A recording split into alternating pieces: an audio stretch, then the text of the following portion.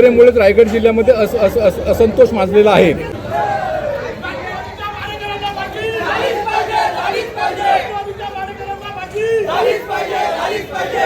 नमस्कार, आपण पाहतात शक्ती न्यूज मराठी। खोपोलीतील शिवसैनिक मंगेश काळोखे हत्या प्रकरणाच्या निषेधार्थ महाडमध्ये शिवसैनिकांचा भव्य मोर्चा। खोपोली येथील शिवसैनिक मंगेश काळोखे यांच्या निर्गुण हत्येच्या निषेधार्थ महाड शहरात शिवसैनिकांनी तीव्र संताप व्यक्त करत भव्य मोर्चा काढला। या मोर्चामार्फत आरोपींना फाशीची शिक्षा देण्यात यावी अशी ठाम मागणी करण्यात आली। महाड पोलीस ठाण्यावर मोर्चा नेऊन शिवसैनिकांनी पोलीस प्रशासनाला निवेदन दिले। या निवेदनात हत्या प्रकरणातील सर्व आरोपींवर कठोरात कठोर कारवाई करावी, तपास जलद गतीने पूर्ण करावा आणि दोषींना फाशीची शिक्षा द्यावी अशी मागणी करण्यात आली। यावेळी शिवसेनेचे दक्षिण जिल्हाध्यक्ष प्रमोद घोसाळकर यांनी राष्ट्रवादी काँग्रेसचे खासदार सुनील तटकरे यांच्यावर जोरदार टीका केली आहे। मंगेशजी काळोखे यांची राष्ट्रवादी काँग्रेस पक्षाच्या पदाधिकाऱ्यांनी जी निर्गुण हत्या केली दिनांक 26 डिसेंबर 2025 रोजी सकाळी आपल्या मुलीला शाळेत सोडताना त्यांची जी हत्या केली, संपूर्ण महाराष्ट्रभर हळहळ व्यक्त होत आहे। आणि आपण आज शिवसेना, युवासेना, महिला आघाडी महाड विधानसभा मतदारसंघाच्या वतीने आज या ठिकाणी महाड शहर पोलीस ठाणे येथे त्या निषेधार्थ आज या ठिकाणी आंदोलन घेऊन आलो आहोत आणि त्याचा निषेधार्थ जे मारेकरी आहेत त्यांना कठोरात कठोर शिक्षा होऊन भर चौकात फाशी द्यावी ही मागणी आपण आज पोलीस स्टेशनला दिलेली आहे।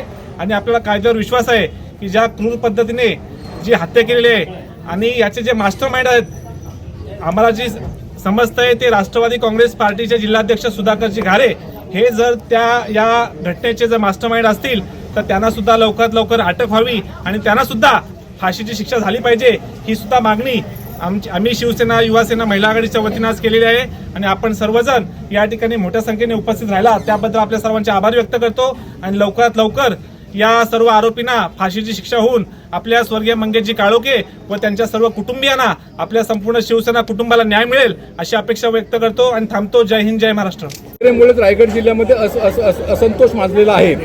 त्याचं कारण असं आहे की बीडमध्ये झालेली हत्या त्याचं तटकरेंनी समर्थन केलं, सुरेश चव्हाणची झालेलं कर्म त्याची सुद्धा तटकरेंनी त्या ठिकाणी पाठीशी घातलं। अशा अनेक प्रकारचे घटना महाराष्ट्रामध्ये घडत असताना सुद्धा तटकरे राष्ट्रवादीच्या गुंडांना हे करतायत, मदत करतायत आणि त्याच्यामुळे या ठिकाणी गुंडगिरी वाढलेली आहे। काळोखे यांची झालेली हत्या ही खऱ्या अर्थाने तटकरेंच्या आशीर्वादामुळे झाली असावी अशा प्रकारचं लोकांचं मत आहे। आणि या ठिकाणी जर अपयश पचवता येत नसेल तर त्यांनी या ठिकाणी फार मोठं हे करू नये।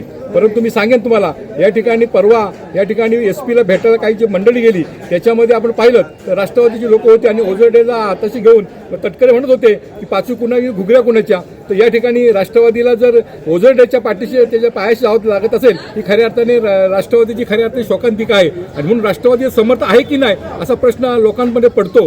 आणि म्हणून या ठिकाणी या संपूर्ण घटनेचं पाहिलं तर राष्ट्रवादी पक्ष या सत्तेमध्ये आल्यापासून रायगड जिल्ह्यामध्ये फार मोठा असंतोष होत आहे। आमची सर्वांकडे मागणी आहे आदरणीय मुख्यमंत्री एकनाथ शिंदे साहेबांकडे, आदरणीय उपमुख्यमंत्री या ठिकाणी मुख्यमंत्री आदरणीय देवेंद्र फडणवीस साहेब, मुख्यमंत्री एकनाथ शिंदे साहेब आणि अजितदादांना विनंती आमची अशी आहे, ते राष्ट्रीय अध्यक्ष आहेत, त्यांना विनंती अशी आहे की तटकरेंना या पदावरून काढलं तर रायगड जिल्ह्यामध्ये असंतोष बंद होईल आणि खऱ्या अर्थाने या रायगड जिल्ह्यामध्ये चांगल्या प्रकारे आम्हाला या ठिकाणी श्वास घेता येईल अशा प्रकारची शिवसेनेची मागणी आहे।